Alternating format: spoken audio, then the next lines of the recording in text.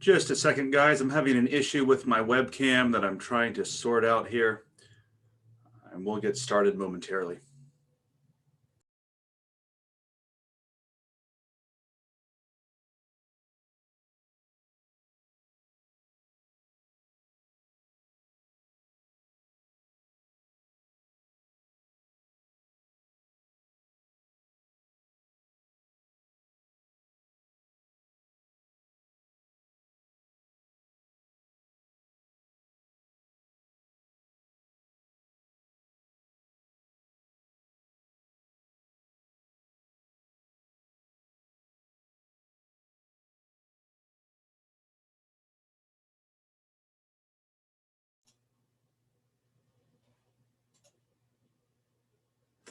Okay, there we go. Good afternoon, everybody. So welcome to our second class meeting of Introduction to Sociology. Most of you guys made it for the first class meeting, but for those of you who didn't, all we did was go over the syllabus and talk about assignments and the way the course is laid out and that sort of thing. If you missed that, I would encourage you to go to the Canvas page and review those documents. Also, we had a discussion of Zoom etiquette. So just to summarize that, just behave as though your mom or your pastor were watching, right? Just and I think if we behave with that philosophy in mind, then we'll probably all avoid doing something stupid in front of the camera that we wish hadn't gotten recorded. Okay, so today we're going to go ahead and dive into chapter 1, which is our chapter on the introduction. It's an introduction to the course. We're going to be looking at sociology from the point of view of various theoretical viewpoints in this class. And in this chapter, we're going to get sort of an idea of the different theoretical viewpoints which we'll be revisiting in this course. We'll be examining different topics from the stance of these different theories. So we're looking at theories which we're going to be revisiting again and again throughout the tenure of the course. And I apologize if I seem a little scattered today. Normally I have an hour and a half of office hours right before this class meeting where I usually plan what's going to be happening here a little bit better and but today I'm kind of having to fly by the seat of my pants a little bit because a coworker of mine called in sick this morning and I was asked to substitute for him in the classroom right before this, and that class meeting ended at like 12:20, so I didn't really get much of a chance to do the prep work that I would normally do before this class meeting. So I apologize in advance if I seem scattered. It's because I am. Okay, so I've got the slides here pulled up on screen, and we'll just go ahead and jump right in. Did anybody have any questions or comments as follow-ups on the syllabus or the schedule or the Canvas page before we jump right into the chapter? All right.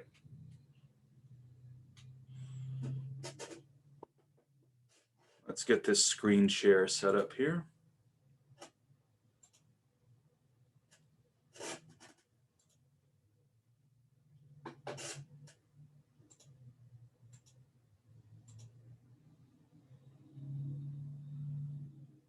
All right, so you guys should have a full page view here of the chapter 1 slides. I also provide these slides on Canvas.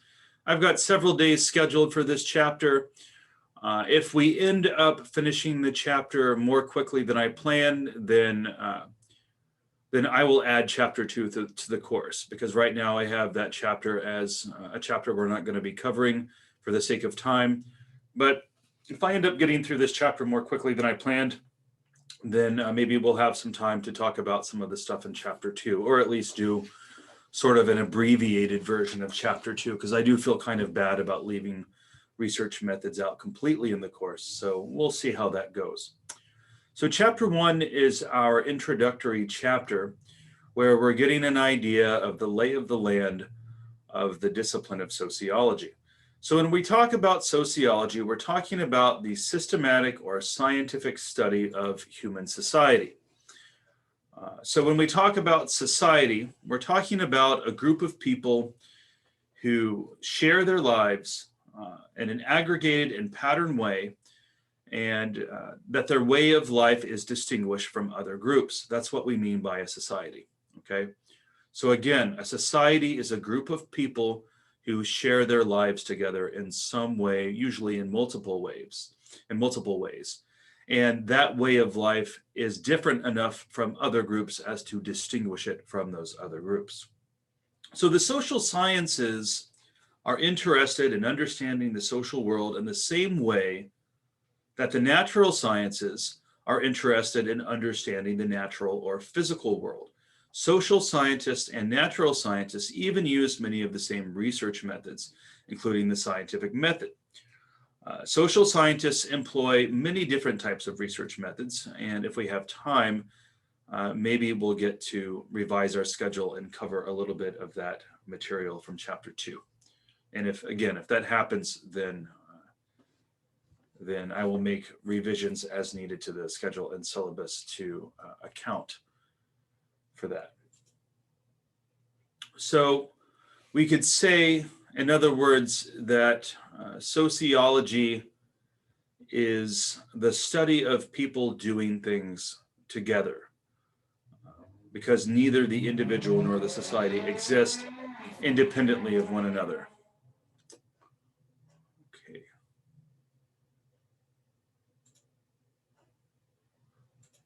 Just a second here. I'm attending to someone in the waiting room. A question, by the way, if someone could let me know in the chat box, are the slides taking up your full screen?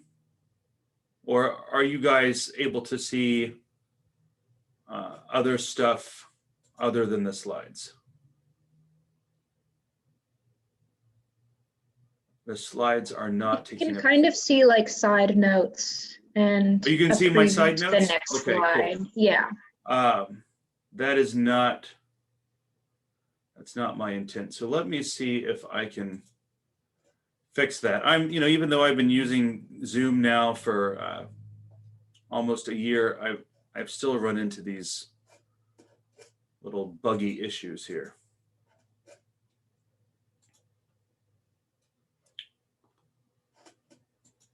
Let's see. I'm not exactly sure what the solution to that is, how to fix that. Bear with me, I'm trying to figure this out.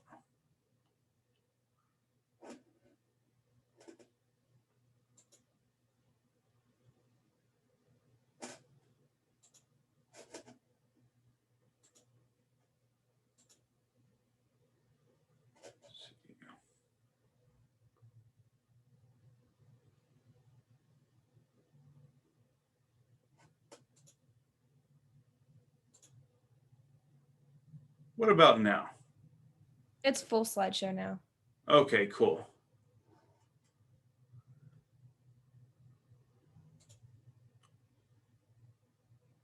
Okay, so again, we're defining sociology as the scientific study of human society and the way that people interact with each other, the way that societies function, the way that societies change over time.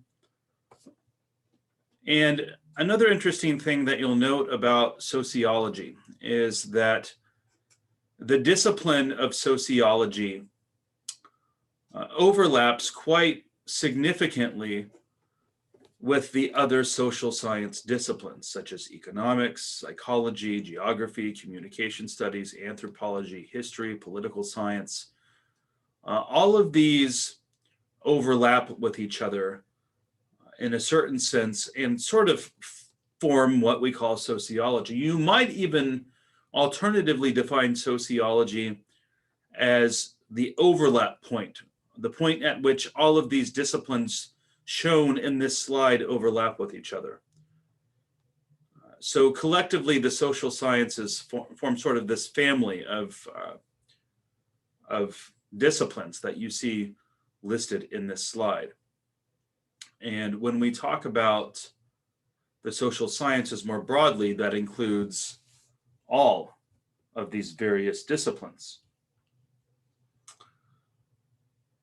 For example, you can't really talk about human interaction at a societal level without understanding the role of the economy in shaping people's behavior and interactions. And we've seen this, we've really even seen how medical science overlaps with all of this too, which isn't even shown in this slide.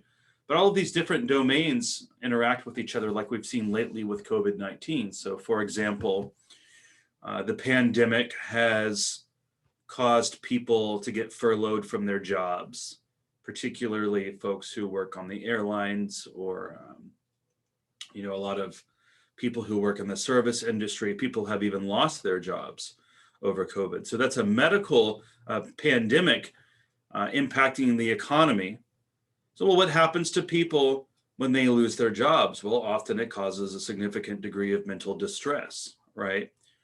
So the economy, the changes in the economy brought about by the pandemic, then impact people's psychological state, right? And people's psychological state then affects how people behave interacting with each other moving forward, and ultimately shapes historical events. And historical context also affects our group behavior. So all of these, and of course, politics is inexorably intertwined with all of this, as we've seen in recent years, and that has definitely intensified under the current ethos.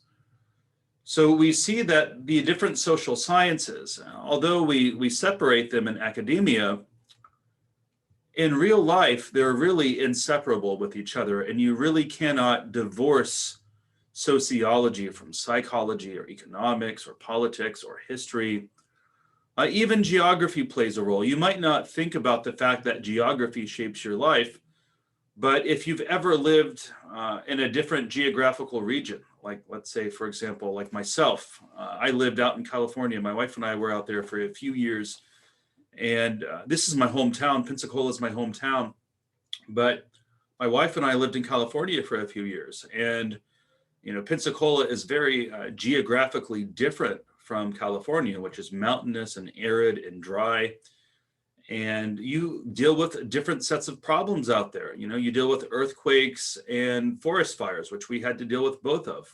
We had multiple earthquakes and forest fires that we had to deal with. Those are things that you don't typically see as much of in this area. You see more hurricanes and that sort of thing, right? It's mainly hurricanes around here are the big problem, right? Well, dealing with a hurricane is, in a lot of ways, a different set of problems. There's some overlap, but that's a different set of problems than dealing with an earthquake or a forest fire, right? And the way that you prepare for those events are slightly different. So geography affects the way we live our lives at a sociological and economic level even. And that's one that we might not even think of. So again, all of these are inexorably intertwined domains of life. Let's see here.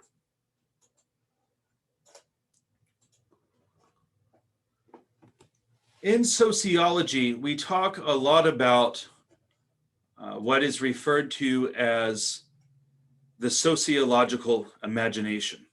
When we talk about the sociological imagination, we're talking about the ability to recognize how one's place in the grand social order and one's place in history affects their personal life. So, for example, we're shaped by the generation that we're born into. I am what they call an elder millennial, meaning that I am basically as old as you can get and still be considered a millennial. I'm 36, And the millennials are folks who were born between 1983 and 1995, I think is the delineation, if I'm remembering correctly. And people who are born after 1995 are considered Generation Z, right? So I'm like the oldest of the millennials because I was born in 1984, which was like the very beginning of that period.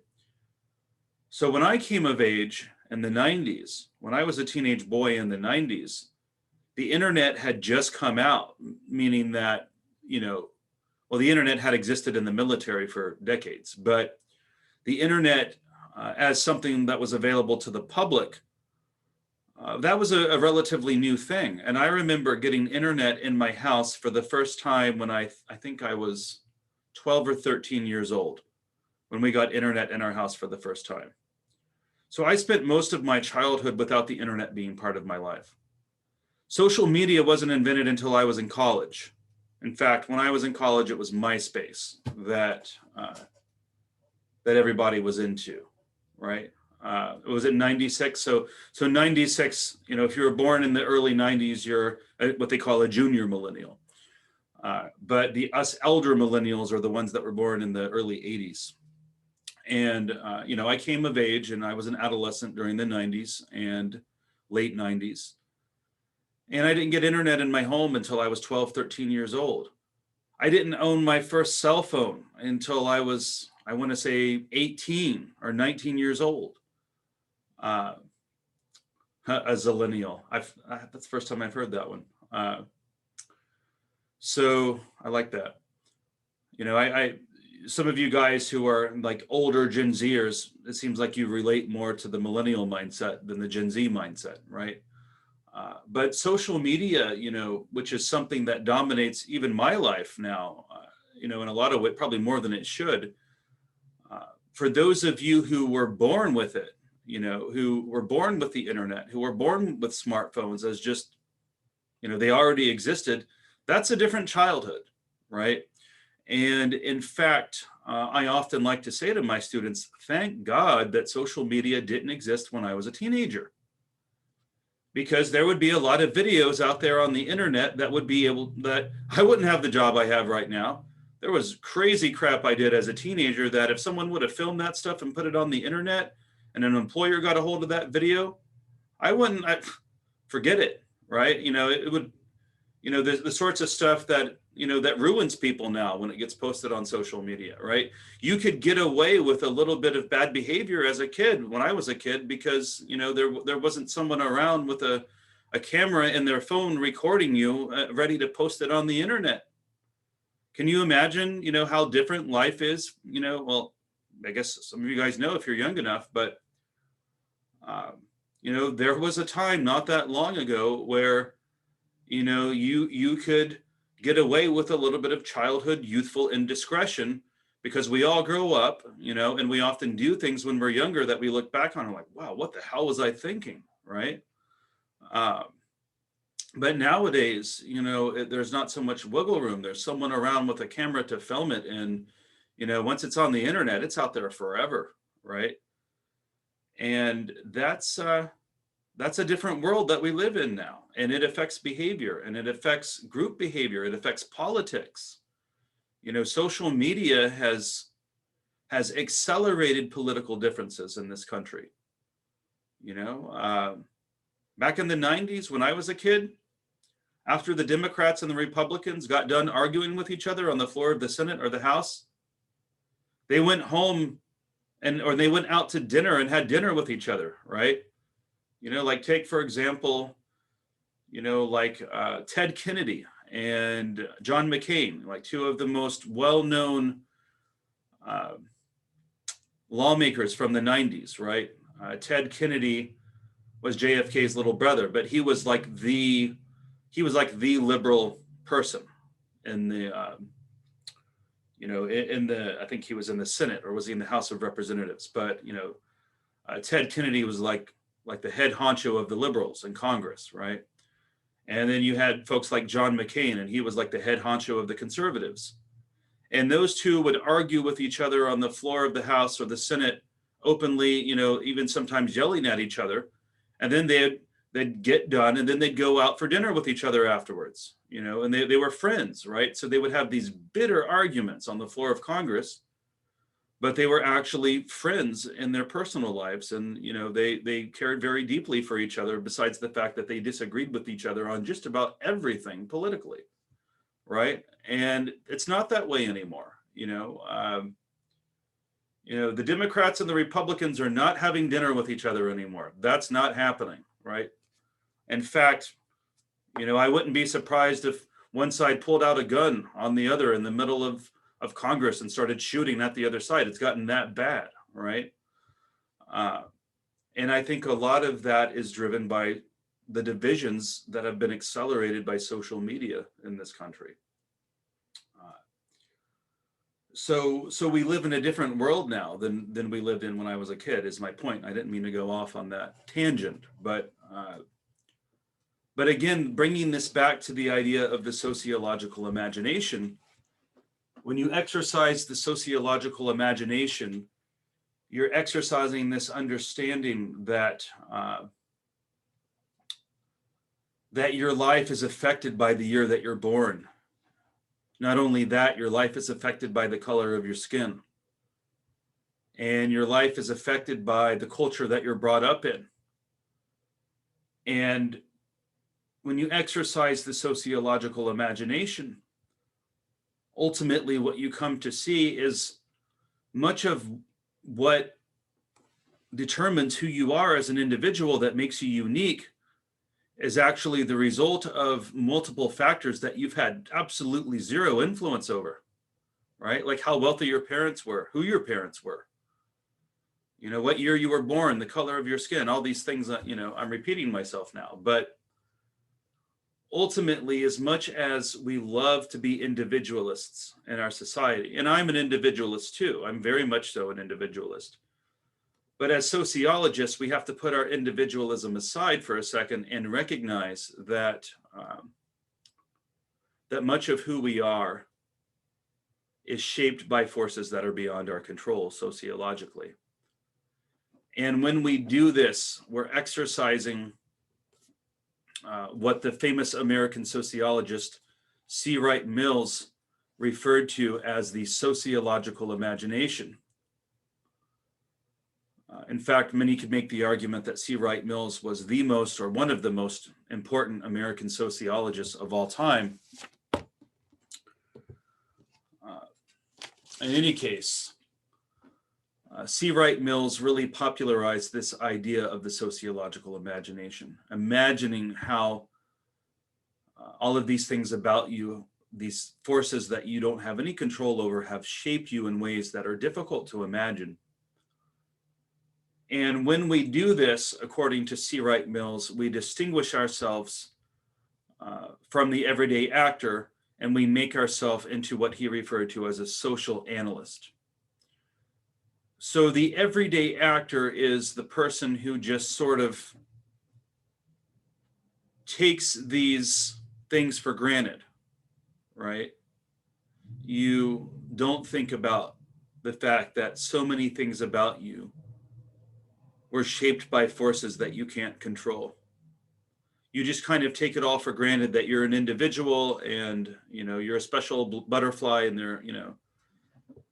that all of the things that happen to you in life are the result of your free will and your individual agency. And as an individualist, that all sounds great to me, but the reality is that when you really look at things closely, we're shaped by a myriad of forces that we have no control over. And that's what distinguishes the social analyst from the everyday actor. The everyday actor doesn't think about these things. They take these things for granted. But the social analyst has an increasing recognition of the role of these forces beyond our control that shape us in unimaginable ways. To quote C. Wright Mills, the sociological imagination enables us to grasp history and biography and the relations between the two within society. Questions, comments at this point? Thoughts? Everybody with me? Am I making sense? Okay.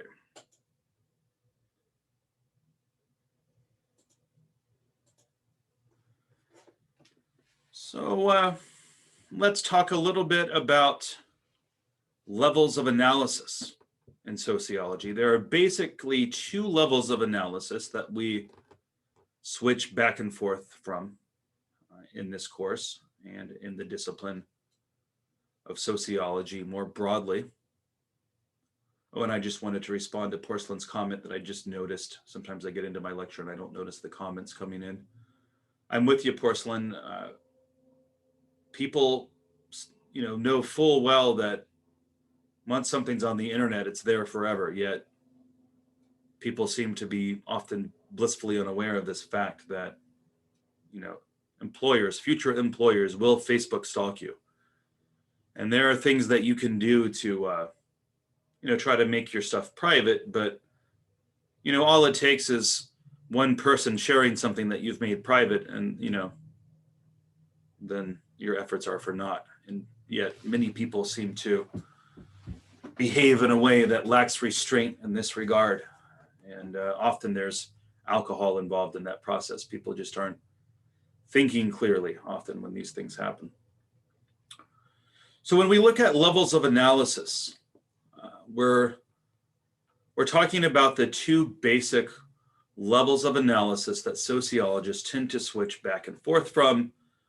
But really, most major sociological theories belong to one of these two camps. Now, there are a few theories that we're going to look at in this course that are both macro and micro level theories. But a lot of the classical theories, if not most of them, tend to focus on one level or the other, with few exceptions, which we'll explore. When we talk about micro-sociology, we're talking about small group interactions, the day-to-day social roles that we play and how they shape our individual sense of identity, and how those smaller interactions build up to form the larger institutions at the macro level, which we'll talk about more in a second. But for example, a lot of the stuff that social psychologists study, like conformity, like de-individuation, obedience, the bystander effect, group cohesion, and all of that sort of stuff.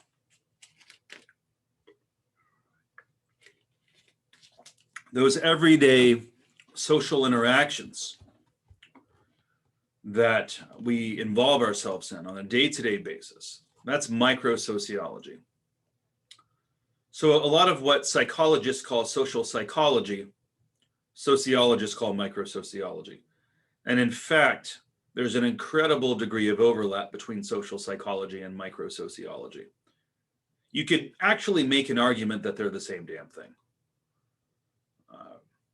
Although many sociologists and social psychologists would take issue with that statement, I think that you could make a reasonable case that social psychology and micro-sociology are just about the same thing, almost the same thing. When we talk about macro-sociology, now we're looking at the larger scale social structures, right? And how they shape our lives. Things like the economy, things like politics and government and the social institutions that affect our lives, like the education system and the government system and organized religions and all of that stuff. All of that's macro sociology. Just to give an example of a concrete example of the different ways you could apply a micro or macro level view to the same topic.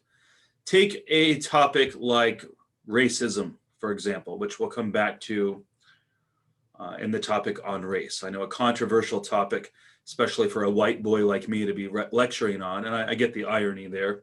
But take the example of, and this isn't likely to happen these days because of anti-discrimination laws. So this is something that was more likely to happen before the civil rights movement, but I hear it does still happen in some places. Take, for example, a restaurant owner refusing to allow an African-American service. Get out of my restaurant, I don't serve Black people here, right? Now that was an incredibly common practice before the civil rights movement and before things like that were made largely illegal. As far as I know, that's illegal now. But that would be an example of racism at the micro level, right? That's one individual behaving in a racist way towards another directly. That's a micro example of racism. On the other hand, if you look at the statistics of incarceration in this country, and you look at how people of color, not just African Americans, but when I say people of color, I mean basically anybody who's not white is what we mean by that.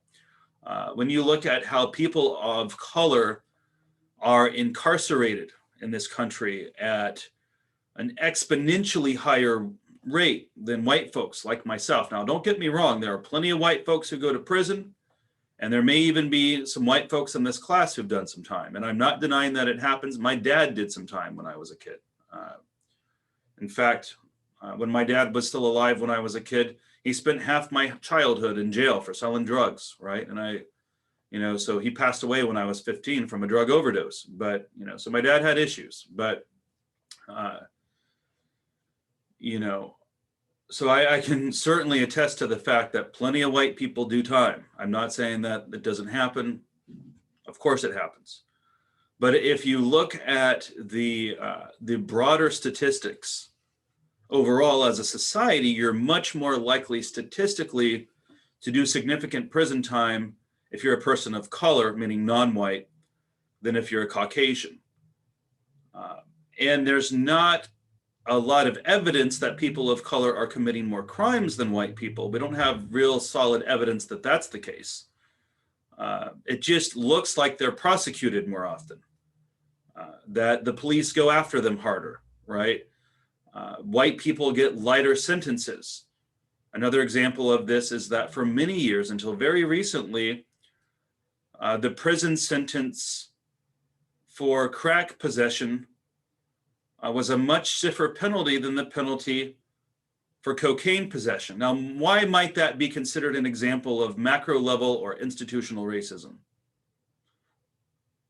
Anybody? One was more expensive than the other, so one favored one race more than the other because one could afford it and one couldn't. Exactly, right? And by the way, they're the same drug, right? Crack is just a cheap, less pure version of cocaine, right? That's all. It's the same drug. But, white rich folks who were getting caught with cocaine, would get off with maybe 6 months to a year in jail, if that, maybe even probation. Yet for years in this country, people of color, and there are plenty of white folks who did crack too, don't get me wrong, but by and large, more people of color getting caught with crack, the cheaper version of the drug, the prison sentence was significantly more stiff. I mean, like 3 or 4 times stiffer than the prison sentence for cocaine. They got rid of that. Now I think they're the same now. You're going to get a similar prison sentence for either drug if you get caught. Now, personally, I think the war on drugs is a colossal waste of time, and we need to stop treating drug addiction as a criminal issue and start looking at it more as a mental health issue, like they do in Portugal.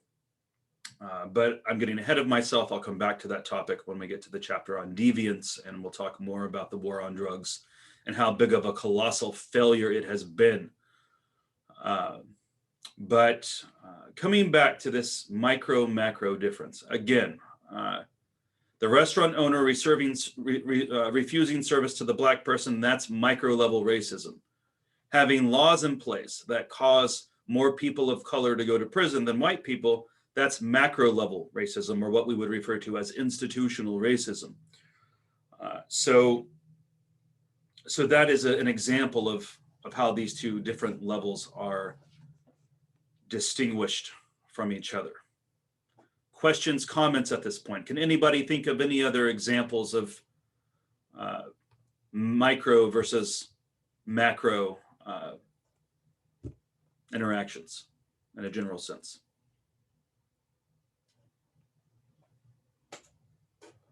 All right, so did someone have a comment? Robert? Wouldn't it be more like into an industrial kind of a theory as well? like we did iron for a long time, steel work, and now we're into computers and we just dropped all of that.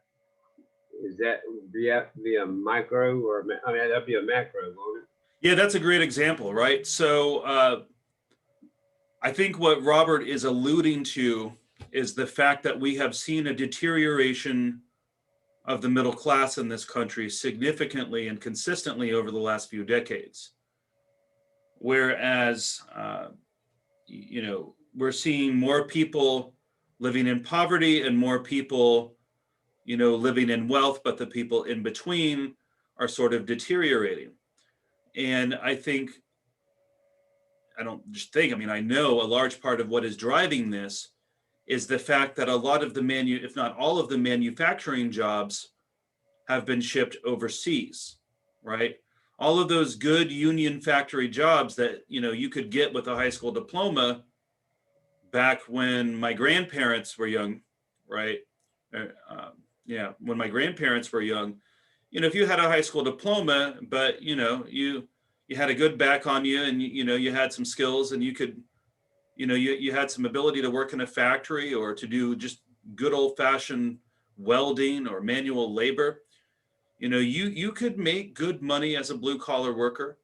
And in fact, there are folks working in the blue collar sector who were making more money than the folks working in the offices. We call right? it a dying breed because there's nobody replacing us. The young folk these days, they don't want nothing to do with that. They want to get in that air conditioning room. How you think the air conditioning room got made though? You know what I mean? For the computer people, you know what I mean? They just don't understand or realize the significance of what I do or say you do. Right. You know, going on and on and on. Union workers, whatever, blue collar. But yeah, And I think we're all the dime. I think teachers are what they classify as pink collar, if I'm not mistaken. But yeah, I mean, teaching is one of the few middle class jobs left in this country, and increasingly, if you want to make an income that's worth a damn at all in this country, you have to have some college level training, right? And that's why we're seeing more and more non-traditional students come back to school at Pensacola State College. We're seeing folks who are wanting to change careers at midlife because, people are realizing that, unless you want to move to China or another country, the factory jobs, the blue collar jobs, and increasingly it's even becoming difficult to be a farmer in this country, right? Increasingly, all the little mom and pop farms are being bought up by the huge agro giants, right? So yeah, that is a macro level sociological force that has decimated the middle class in this country. And again, not to get overly political, and I'm not necessarily saying this is a good thing or a bad thing, but I think in large part, this is a big reason why a lot of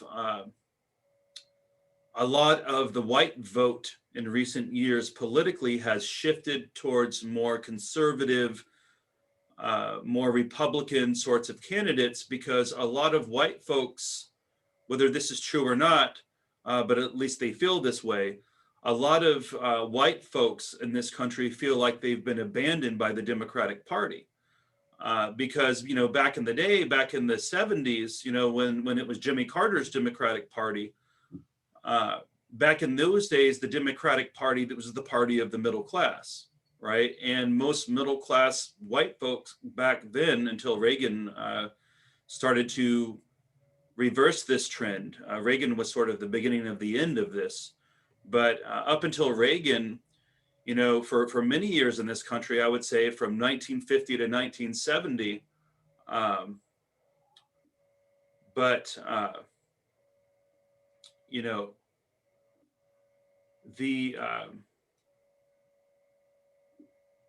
reading through the comments. I'll follow up on that in a second. So, lost my train of thought. A lot of the reason why a lot of white folks have moved towards the Republican Party in recent decades, and it started with Reagan, is this the shifting of jobs overseas, and the sort of erosion of the middle class. And the Democratic Party sort of lost its pedestal as the champion of the middle class. And of course, whether or not that's true, I'm not taking a position on that, but that is the perception of many, of a lot of white folks in this country who are pissed off about the fact that they used to be members of the middle class and now they're not anymore, right? Their quality of living has deteriorated. And I think it's sort of caused this knee-jerk movement towards the right wing among a lot of white folks. So I'm looking through the comments here in the chat, and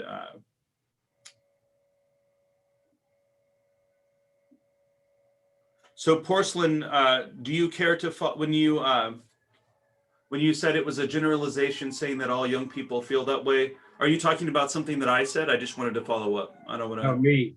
Talk about me. Oh, you two are Yeah. having, you two are Yeah, having. sorry about that, Mr. Carr. I was talking to him, not you. Okay, it's okay for you guys to disagree. Just stay respectful is all I ask. Don't call each other names or anything. And, Man. you know, we're going to have disagreements in this class. That's going to be inevitable. And just as long as you guys can keep it respectful, Can I ask then. a question of why she feels that way, though? Why don't I let you, if you and Porcelain if you guys want to have a discussion, I don't want to. Okay, I'm sorry. I apologize. Yeah, no, it's okay. It's okay for people to disagree, but can I just encourage you guys to, if you guys want to have a respectful discussion, maybe follow up with each other through email or something like that, or. There's our differences there. I'm not good at typing or texting or anything like that. But this lady right here would probably tear me up. Okay. Yeah, we have a lot of different viewpoints represented in this class, and I do my best not to take sides, and sometimes I will take a side when I have to, but I just appreciate guys keeping it respectful. Okay, so let's move on to talk about sort of the historical beginnings of sociology as a discipline, and that goes back to the work of the French philosopher Auguste Comte. So Auguste Comte came of age as a young man right as the French Revolution had just ended.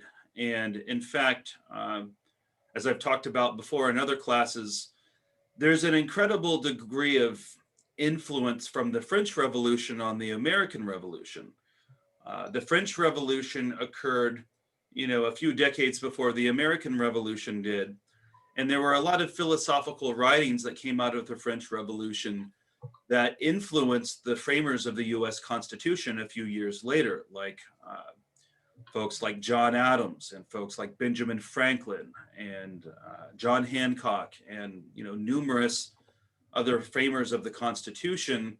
There was this idea of personal freedom and liberty that was sort of a philosophical touchstone of a lot of the philosophical writings that came out of France as a result of the French Revolution. And one of those such writers was the French philosopher Auguste Comte, who was a French philosopher who came of age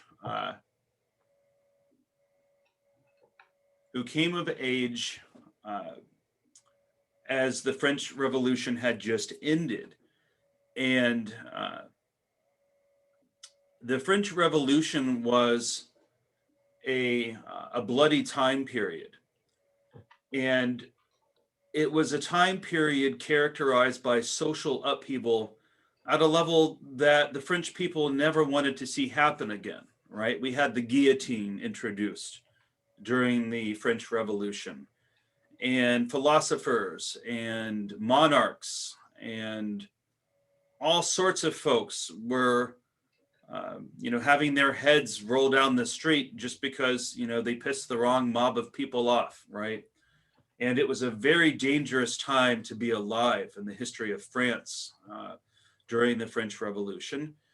And as it ended, and as French society began to stabilize again, in the wake of that, there were a lot of philosophers who said, let's not let that happen again, right? Let's try to avoid such violence and upheaval in the future. And one such philosopher was the philosopher Auguste Comte, who said that, perhaps we could start to use rationality. Perhaps we could start to use the scientific method to start to solve our social problems, right? The scientific method had been around for a few days, not a few days, but a few years at this point. We'd had folks like Galileo and Copernicus and Robert Boyle and all sorts of folks who were discovering, the rotation of the earth and the fact that, the sun didn't revolve around the earth. It was the other way around, and you had Isaac Newton developing calculus and discovering gravity. And, around this time, which we called the Enlightenment, the scientific method had really taken off. And we were starting to understand the physical world around us more accurately than we ever had before, at least more accurately than we had since the Dark Ages. And the scientific method was really taking off in Europe at this point. And various philosophers were starting to say that, hey, perhaps we can use the scientific method not only to develop better machines and technologies, but perhaps we could use it to make society more stable, to make the world a better place, to help prevent another violent revolution from happening. Because, revolution sounds like a lot of fun on paper until it's your head under the guillotine, right? Until you're the one being shot at, until it's your family members bleeding to death in the streets from the violence, then the revolution doesn't sound so much fun anymore, right? And these people had lived through this, and they wanted to avoid these violent events from ever happening again. So Auguste Comte was the founder of sociology, in the sense that he was the first philosopher to suggest that we could use the scientific method to solve social problems. And this idea of using the scientific method to solve social problems became known as positivism. Positivism is a philosophical framework which basically suggests, and I'm not a philosophy instructor, but it's a philosophy, and it was originally devised by philosophers. But the basic idea behind it is, if we really want to get to the root of things in this world, the best way to do that is through the scientific method. It's not through religious faith. It's not through relying on tradition or authority, not necessarily that, that those things don't have a place in life. But if we really want to understand how the world really works and really solve problems, we need to rely upon the methods of science, and we need to rely upon the methods of rationality in order to get that job done. At least that's what the positivists believe. So Comte was credited as being the first person to use the word sociology in his writings. He suggested that sociology be developed as a science. And he was sort of the intellectual father of sociology. He really didn't actually do much sociology, though. He basically suggested that sociology should exist, but he really didn't do any, if that makes sense. He said it would be a good idea if this science of sociology existed. He proposed it being developed, but he left it to others to actually develop. So I have a quick little video here on Auguste Comte that kind of further summarizes his work and what I've been talking about. And I was in a rush before class started here, so let me see if I can get this video pulled up for you guys here. Normally I would have this stuff all already ready to go for you guys. Again, I apologize.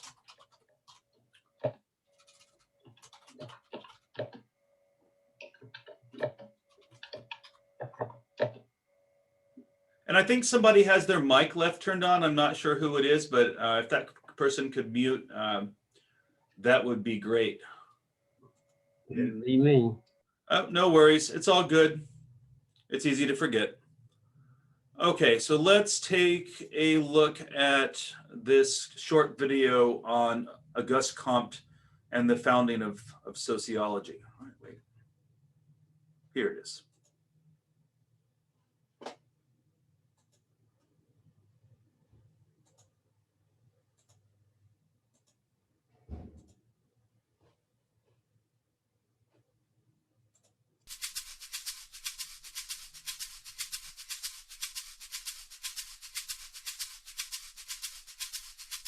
Though we tend to think of atheists as not only unbelieving, but also hostile to religion, we should remember a tradition of atheistic thinkers who've tried to reconcile a suspicion of the supernatural side of religion with a deep sympathy for and interest in its ritualistic aspects.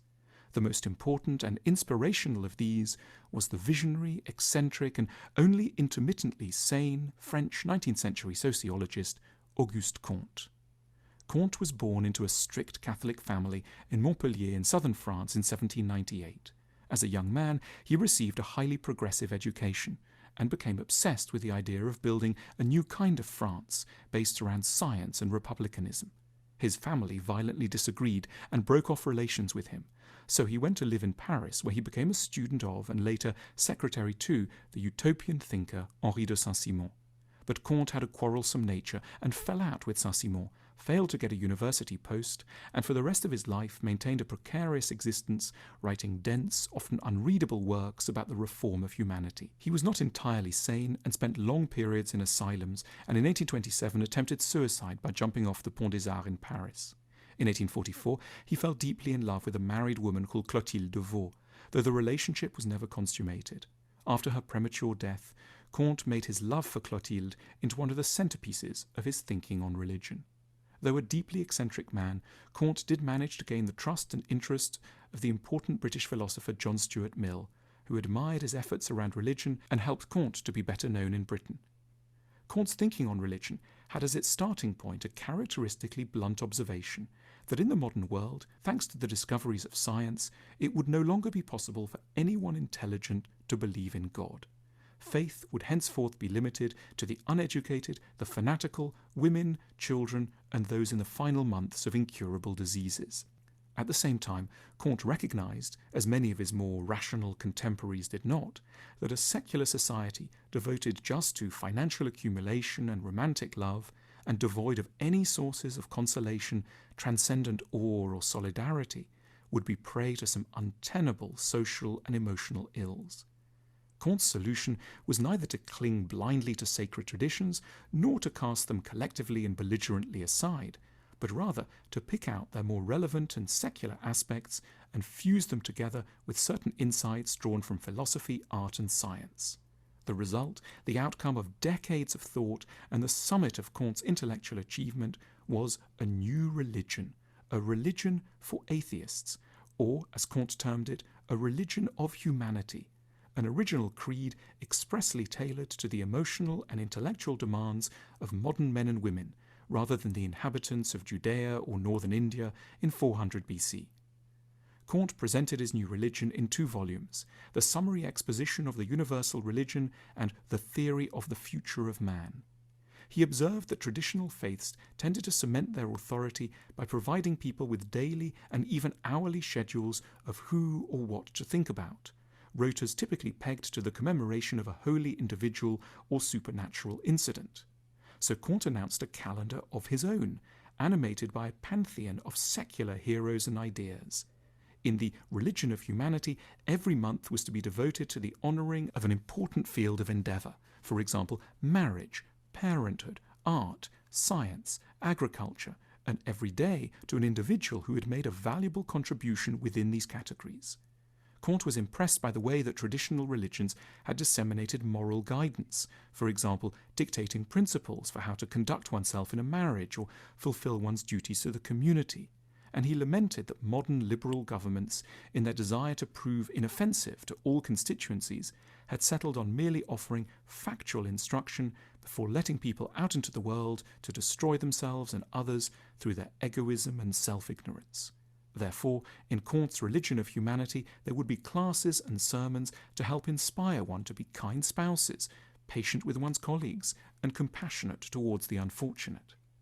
Comte also recognized how badly we all need consolation and proposed that his girlfriend, Clotilde, take the function previously accorded within Catholicism to the Virgin Mary. Portraits of Clotilde were to be placed everywhere in the new religion, and when one was down, one was invited to share one's sorrows and weep in front of this vision of kindness and sympathy. Because Comte appreciated the role that architecture had once played in bolstering the claims of traditional religion, he proposed the construction of a network of secular churches, or as he called them, temples for humanity.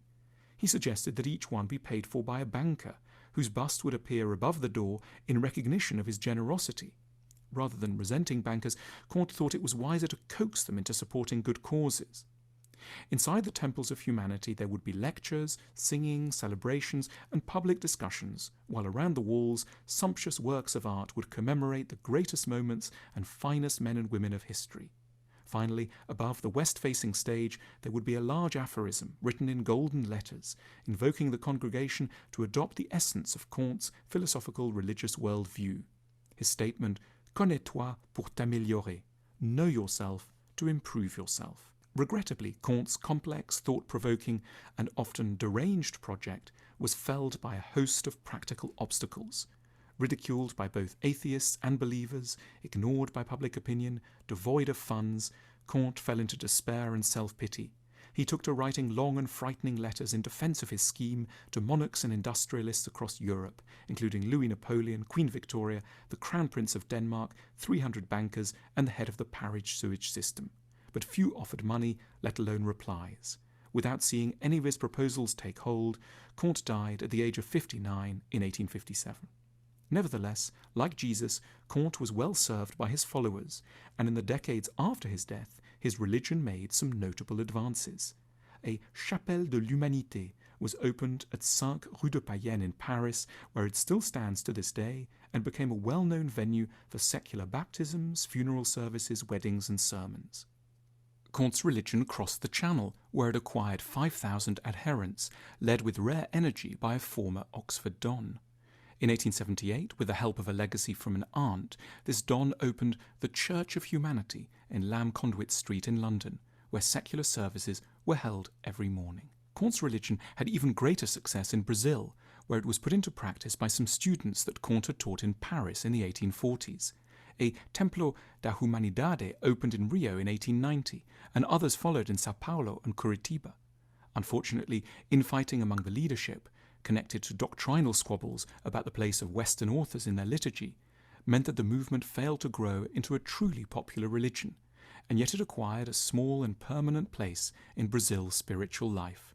To this day, every Sunday morning in Rio de Janeiro, at 74 Rua Benjamin Constant, audiences who make up in intensity what they lack for in numbers arrive at the Templo da Humanidade to draw sustenance from the teachings of a Parisian sociologist's unusual secular religion.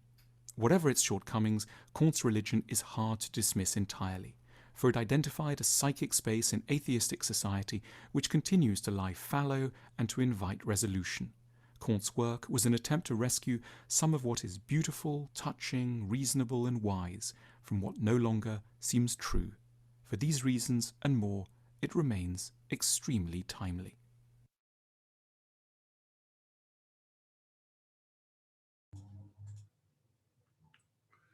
So Auguste Comte was a strange dude, and he had some really kind of far out ideas when it came to certain topics. And he had this weird idea of, keeping religion as part of society while simultaneously moving towards a more atheistic society. We'll come back to this idea of organized religion in a later chapter where we specifically focus on religion. I think the slide should be back how they're supposed to be. Someone let me know if that's not the case. It's still doing the next slide.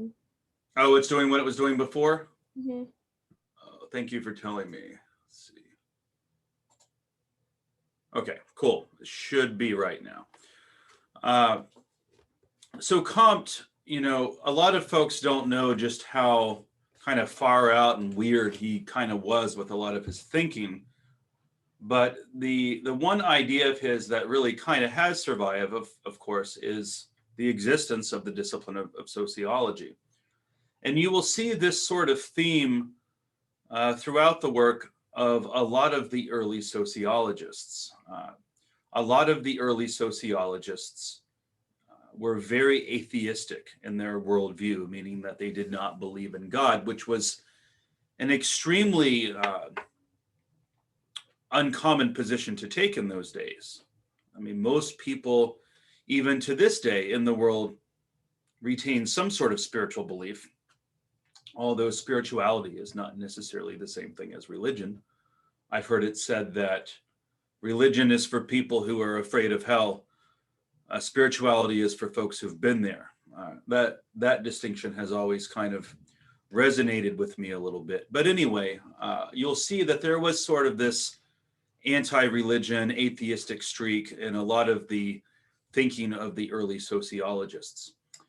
And the next classical sociologist was certainly no exception to that trend. And now we come to talk about the work of Émile Durkheim.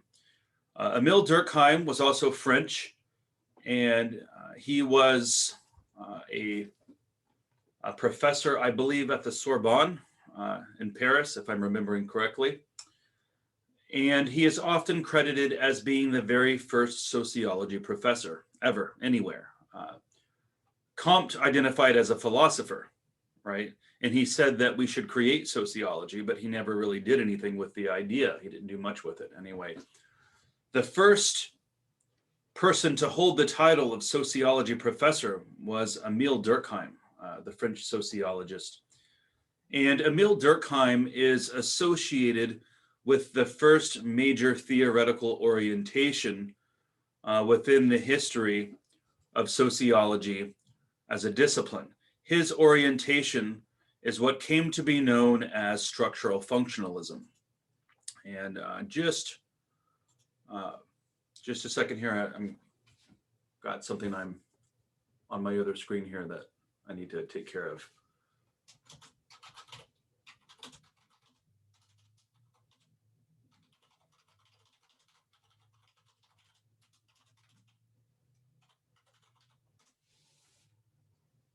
Okay, so we have this this point of view known as structural functionalism, which came out of the work of Émile Durkheim in France. And it was really Durkheim who took the ideas of Auguste Comte and really ran with them. He was the first person to really do any real sociological research. And in fact, Durkheim is most well known for his book on suicide, which I actually have a copy of here. It was Les Suicides, actually, as it was called in French, but this is Durkheim's most famous work in English, just known as Suicide, which is quite a lovely title, isn't it, for a book, just Suicide. But Émile Durkheim was actually the first major sociologist to study the phenomenon of suicide from a scientific perspective. Prior to Durkheim, you know, suicide was seen as either a moral issue or a spiritual issue, or perhaps even a psychological issue. And increasingly, it's come to be seen as a psychological issue, which is probably a more healthy way of looking at it. But it was Durkheim who turned the sociological lens onto the phenomenon of suicide for the first time. And he basically pointed out that society shifting from an agrarian society to a more industrial society was the root of much of many of the social problems of his day. And in fact, in the mid to late 1800s, throughout Europe, there was a rise in suicide rates. And Durkheim studied this. He took a lot of statistics on it, and he wrote this book as a result of his research. And he came to the conclusion that the shift from an agrarian farming society to an industrial society, where everybody was working in factories instead of out on the farm, it was his conclusion that it was this shift that was largely responsible for the increase in suicide rates that they saw in the late 1800s throughout Europe, when the Industrial Revolution was at its feverest pitch. And this was before the advent of modern labor laws. But in any case, we see that that he came up with this idea that this fundamental shift from an agrarian society to an industrial society had destabilized people in some fundamental way. Another central component of his thinking was this idea that society is composed of various parts that work together to form the whole. That society as a whole can't function and go on to exist and be stable unless the various parts of society are working together as they're supposed to, like, say, the education system and the government and industry, the economy, you name it. But all of these different elements of society form what he referred to as social structures that make up society. So social structures, from Durkheim's standpoint, basically were these various parts of society that work together to form the whole. Durkheim saw society as sort of like an organism or a machine, right? Take a machine, for example. Take a car, right? Let's say your engine is in perfect working shape. It cranks up like it's supposed to. You know, all the belts are where they're supposed to be. It's well oiled.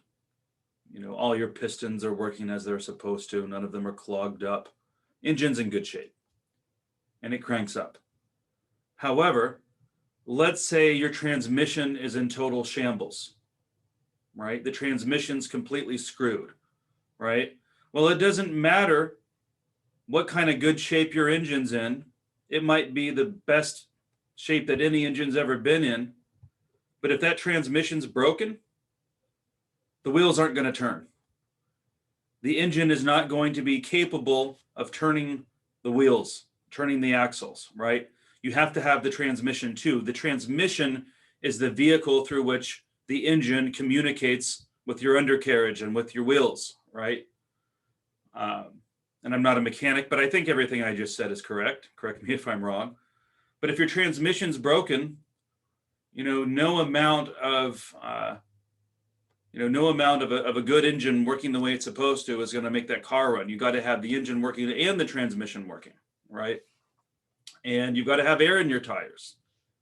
Let's say your transmission's in great shape, your engine's in great shape, but you don't have any tires on your car, right? Well, then you still can't drive it. The point here is that all the parts have to work together and all the parts have to do their job. And if one of those parts isn't working, then the whole thing goes down, right? The whole thing becomes a paperweight, right? And that's kind of how Emil Durkheim viewed a society.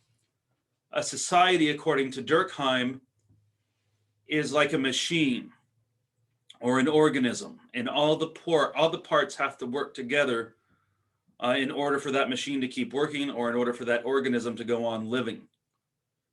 So all of those different parts are called structures, according to his thinking, and those different parts, the role that they play are their functions. And thus, Durkheim's theoretical viewpoint came to be known as structural functionalism. I think this is a good stopping point for today. I have a few more things that I want to say about structural functionalism, which I will continue with next Wednesday. We do not have class on Monday. Monday is a school holiday because of Dr. Martin Luther King Jr. holiday. So we will be having our next class meeting next Wednesday, a week from today. I will be getting, let's see here. How do I get out of this screen share? You know, as much as I've used this Zoom, you would think I would be more talented with it at this point, but I'm still learning. So on Wednesday, we'll come back and we'll continue with structural functionalism. And I see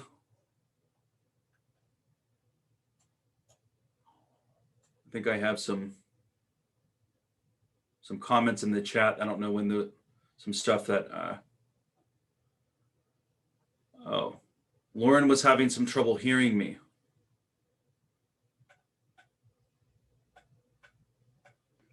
I can hear you perfect now. It was just when you were sharing your screen. Okay, was it anyone else having that issue? One other person? Okay. It must be on my end. I'll figure it out. Yeah, I mean, this Zoom can get buggy sometimes. It really can. And we just kind of have to roll with it and do our best. And sometimes I struggle with it too, to be honest, as you guys have already noticed. So, but next Wednesday, we'll continue with some more structural function. Oh, I remember what I was going to say now. I still need to publish your quizzes on Canvas so you guys can get started on the Chapter 1 quiz, which will be coming up due not this week, but I think maybe later next week, if I remember correctly. So I am going to get those due dates corrected and posted. I've been a little bit delayed because a colleague of mine has been out sick and I've been substituting for him. And that has been eating into my office hours when I would usually be working, getting these things done. So it's put me behind a little bit. So hopefully he's able to get back here soon. Another one of our sociology professors, actually, I'm filling in for. So I hope he recovers soon and he can get back to work so I can get my office hours back. I also just don't want the guy to be sick. He's a good dude. So we'll see. But I should have some time this afternoon and over the next couple of days to get those things updated. That's it for today. Live long and prosper. And I will see you guys next Wednesday. If there's anybody who needed to ask me about anything, I can hang out for a second. So I wanted to ask real quick. Sure. About Active Minds. Are you still involved with that? You know, Active Minds has kind of been kind of in limbo since COVID. It still exists. I need to figure out what we have going on.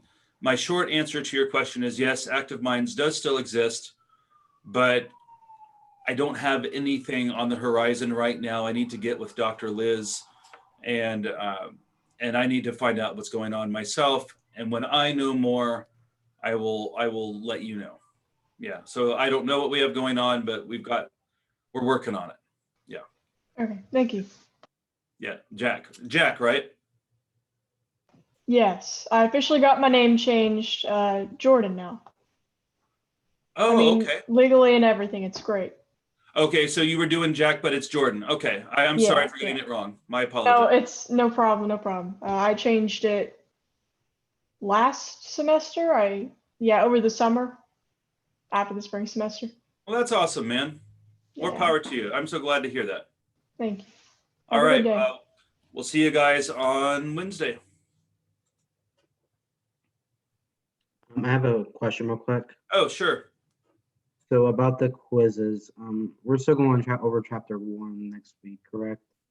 Yes. And let me pull the Canvas page up here and I can tell you exactly what it's going to be due.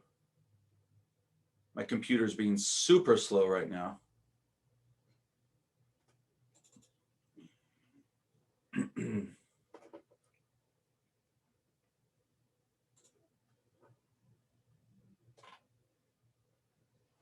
Now what the hell is it doing?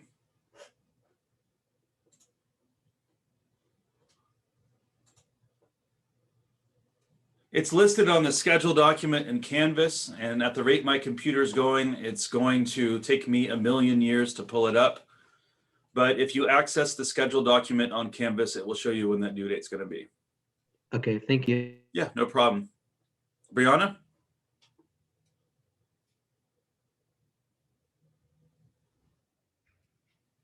No question from Brianna? Okay. Hey, I didn't have any questions. I was just listening to theirs.